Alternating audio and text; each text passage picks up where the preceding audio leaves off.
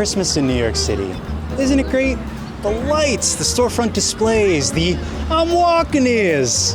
Except this isn't New York.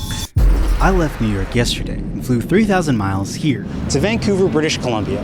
I know, I'm sorry, but it's actually not the first time that you've been lied to like this.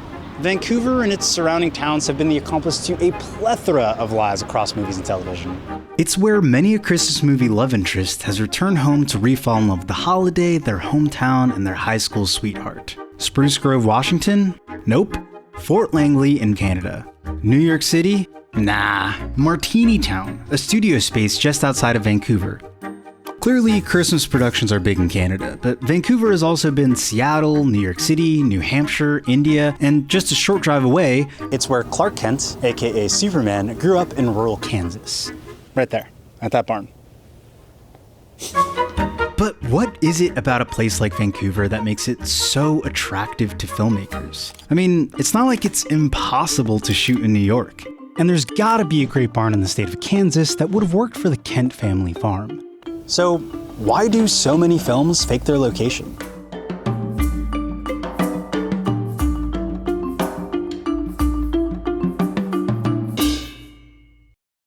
Number one reason why we shoot movies in Canada. We claim Santa to be our own, us Canadian. He lives in the North Pole in Canada. That's Jesse Prupus. I'm the Senior Vice President of Scripted and News Entertainment, and I've produced Swindler Seduction, Not So Royal Christmas, and Hot Frosty. The number one decision that determines where a movie is going to film is really the locations that are being called for in the script. One of the reasons that areas like Vancouver and Atlanta have become such hotspots for filmmaking is because they have a lot of different types of scenery in very close proximity. You've got downtowns, suburban areas, mountainous regions, rural landscapes, and even a temperate rainforest. And all of this is just a short drive from the city. So while you kind of have to be in New York to convincingly pull off a stroll past the Washington Square Park Arch, if you just want to be in middle of nowhere Manhattan or anywheresville, USA, it's pretty achievable to do that anywhere that has a dense enough downtown and beautiful rolling hills. And it's much easier and cheaper to do it in a place like this on the outskirts of Vancouver than it would be in a city like New York. New York is one of the most expensive places to shoot in the world, some of the most expensive hotel rooms in the world, so it becomes very unaffordable to shoot in New York, as much as I dream to do so. The other big consideration is weather. LA, Atlanta, Vancouver, all of these cities have a lot of warm, sunny days throughout the year, which means that productions don't have to fight Mother Nature to get their job done. Because even something as simple as rain can cause major issues. I'm like, oh my God, it's going to rain in 2 days. We have an exterior shoot. What are we going to do? It means double booking locations. It can be very pricey to do that, but it's a factor. And generally speaking, movies are filmed out of season anyways, so you want to make sure that you have the most flexibility, even if it's uncomfortable. I would love, frankly, to shoot more Christmas movies in the winter. Very often we end up shooting a lot of these Christmas movies in the spring or in the summer. The actors are sweating away. This bottom layer is just to soak up the sweat. It's nothing but sweat from here down. So we're making fake snow, but it's also part of the magic. So often you'll show up in July and we are, on a town square and it's been all snowified and there you are, it's Christmas in the summer.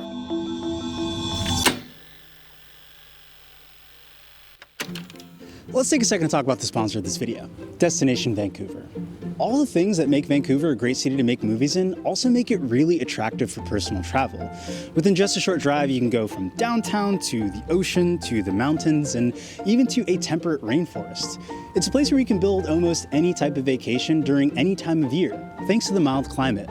So the next time that you're planning on taking a trip, whether to take a tour of your favorite filmmaking locations or to immerse yourself in nature, consider Vancouver. Our sponsor has no editorial influence over how we report our stories, but they do help make videos like this possible. So if you're interested, check out the link below.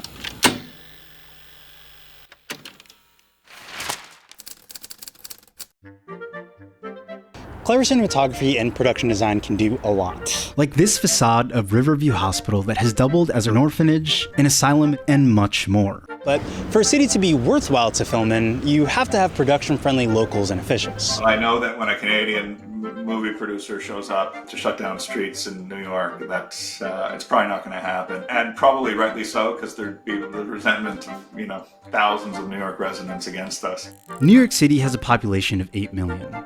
Vancouver has just over 700,000 people. Langley, a municipality of Vancouver that's about as hallmark as you can get, has a population that's just under 30,000. When you go to a smaller town, the police chief wants to play ball. There's a bit more excitement and willingness to work with producers in these smaller towns. Let me put it that way. Another nice thing about a smaller sized city is often there's less traffic. I've had unionized actors in traffic jams for an hour and a half, and you have 5 or 6 of them, and they're all making overtime. Especially if it's the end of the day, that can be very pricey. It's all about finding the sweet spot between somewhere that's not so crowded that it's really difficult and expensive to film, but also not so empty that there's no one around to work. In these medium-sized cities, there's 1 or 2 crews that will work on television movies pretty much throughout the year. So you can tap into that experienced talent for those things. But if a studio or production company really wants to get the best bang for their buck, they need to account for something less flashy: tax incentives. Tax credits are also a factor for any major movie production, and they're offered, frankly, around the world.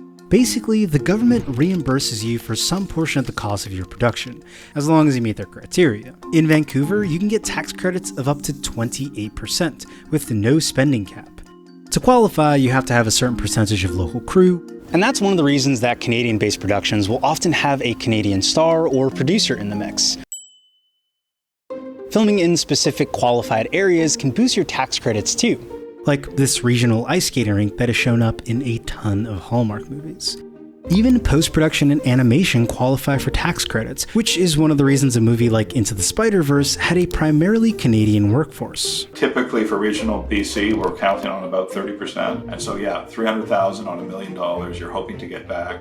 Georgia offers 20% for meeting the basic requirements and an extra 10% if the film includes the state logo in the credits. You've probably seen it before. California offers a lesser 20 to 25% on local productions, and that comes with a cap. You can get a bit more money if you film outside of the usual zones, but it's not as alluring as other places. Countries like Canada, the UK, Australia, and Malta have gotten quite competitive with their tax breaks, which has meant that fewer films are being made in the US these days. But a lot of them are still catering to an American market, which contributes to this faking of locations. American audiences are seeking content that's set in America. So one of the reasons why so many Christmas movies shoot in Canada is because there's lots of parts of Canada that look like New England or northern United States, Midwest, even parts of the northern Pacific area. There's parts of Canada that really resemble that as well. It's the time-saving, money-saving location choices that ensure that independent filmmakers and studios can make movies happen, especially the lower-budget holiday films. If you're in the television movie game, if you're making, like I am, like our company is, films for Hallmark and Lifetime and occasional films for Netflix that need quaint cities, you're going to shoot these in the regional areas of Canada largely, or other states, I would say. As I head back to New York now, I know I'll see a lot more of Canada on my TV later, but that's the magic trick of it all, isn't it? Knowing that what you're seeing on screen isn't entirely real. If they can make you believe that it is, though, that Santa does live in the North Pole in Canada, or that Midwestern love story is genuine, then it doesn't really matter where it was filmed, because the trick is being pulled off.